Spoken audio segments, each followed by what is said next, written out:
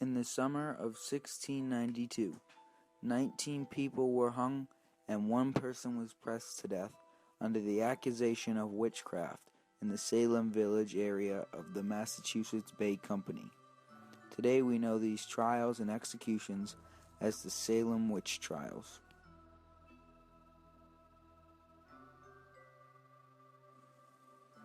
The Massachusetts Bay Company was an English Puritan settlement in what is known as present-day Massachusetts.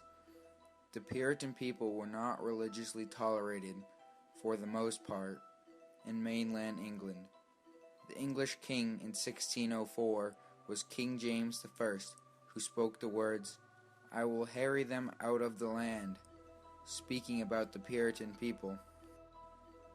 In the 1620s, what became known as the Great Migration began, which entailed many Puritan families to migrate from the countries which discriminated against them to the New World, mostly the New England area. In the year 1653, the Puritan Protectorate period began, and England was finally a safe place for Puritans to live.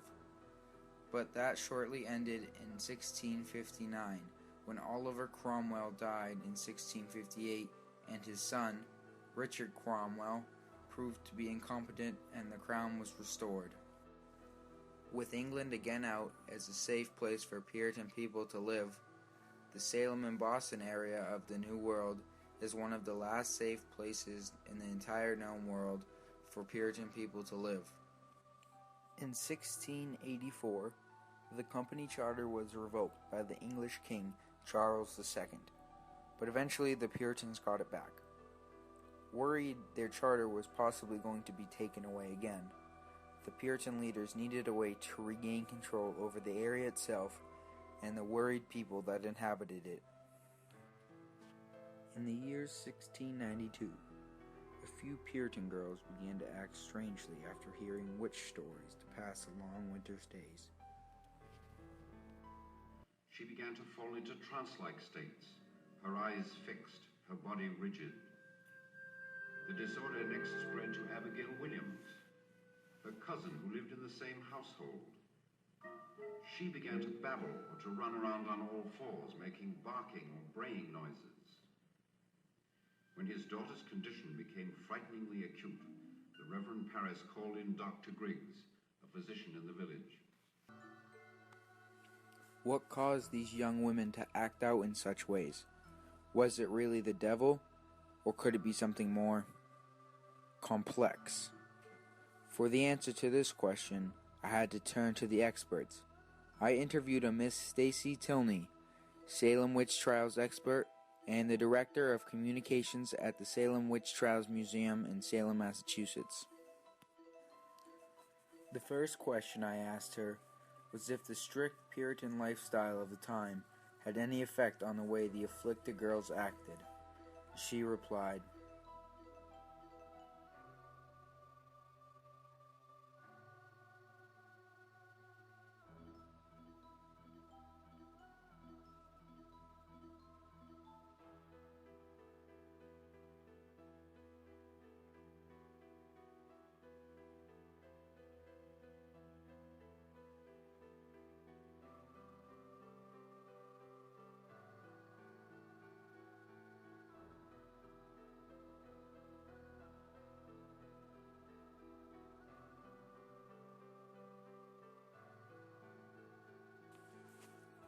As I continued my research, I came upon another difficult question, and again I turned to Miss Tilney, asking if the Puritan religious leaders were more political than they were religious.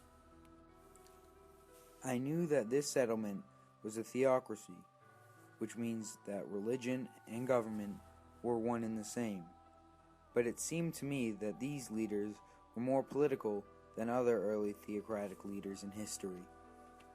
Again, Miss Tilney had a very reasonable answer.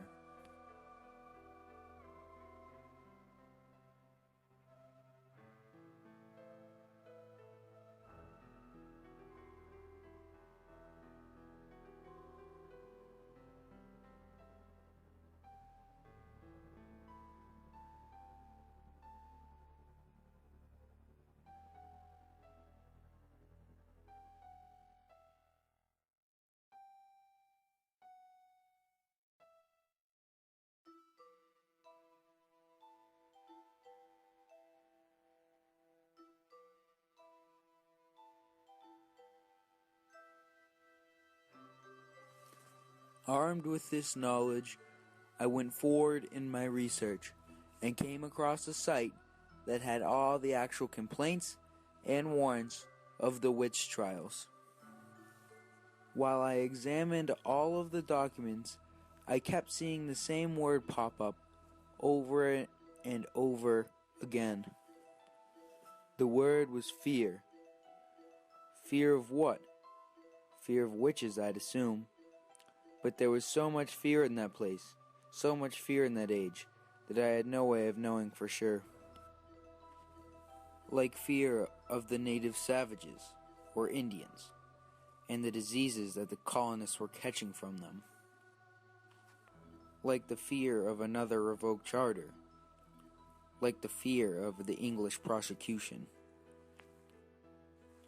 Why be afraid of witches? Why be afraid of something that you need spectral evidence to prove, even though that spectral evidence doesn't prove anything?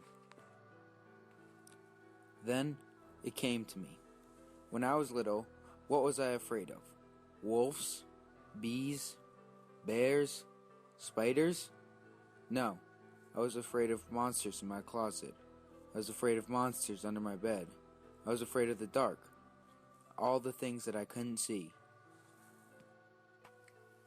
People are afraid of what they don't know, what they can't see, what they can't feel. And the Puritan leaders used this knowledge and the power of religion to scare these people into obedience, praying, hoping, begging for the ability to keep their land, to keep their lifestyle free of prosecution in this new world.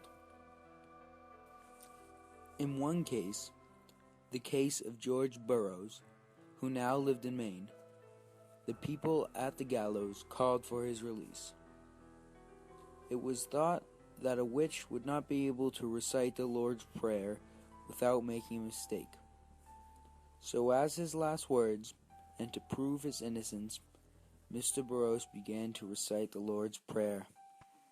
As he did so, he did it perfectly, and thus the people watching the hanging called for his release. But Reverend Cotton Mathers, the man put in charge of this execution, denied any hope at all of this man being released and had him killed on the spot. Just another Puritan leader instilling and keeping the fear in the hearts of their subordinates. With over 150 people accused, one of the girls affected, who was accusing the people of being witches, came forward. She said it was only for games. She said it was only for fun. She said that the devil was not actually controlling her thoughts and was not actually controlling her dreams. With this new information out in the open, many of the other girls, the same girls that were gathering the spectral evidence, came forward and confessed the same exact thing. With 19 people hung, 1 person pressed to death, and upwards of 13 dead in prison, the end of the 4-month hysteria in Salem was over. And with it was the end of the Puritan reign in Massachusetts. The Crown had revoked their charter once again, and Massachusetts was now an official colony of the Crown in 1692. This turning point in American history was bigger than just that. It was a turning point in world history. It signified the end of the Puritan reign in the entire world, and eventually the end of the Puritan religion as a whole.